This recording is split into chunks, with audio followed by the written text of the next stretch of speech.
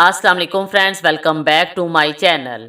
इस वीडियो में मैं आप लोगों को बताऊंगी कि शुगर का नॉर्मल लेवल कितना होना चाहिए। खून में ग्लूकोज की सतह इस बात की पैमाइश करती है कि जब आप ब्लड शुगर लेवल चेक करते हैं तो उस मखसूस वक्त पर आपके खून में कितना ग्लूकोज है। सबसे अहम शुगर टेस्ट दो हैं, फास्टिंग ब्लड शुगर टेस्ट और रैंडम ब्लड शुगर टेस्ट।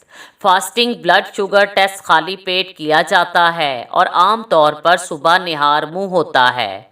खाली पेट शुगर का नॉर्मल लेवल 70 से ज़्यादा और 100 से कम होना चाहिए।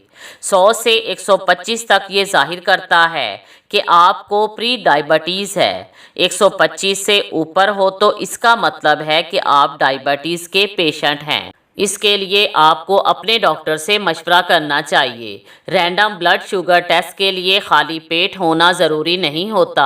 ये टेस्ट खाना खाने के 1-2 घंटे बाद या किसी वक्त भी किया जा सकता है। इस टेस्ट में ब्लड शुगर लेवल 140 से कम होना नॉर्मल कंसीडर किया जाता है। 140 से 200 तक ये जाहिर करता है कि आपको प्री डायबिटीज़ है।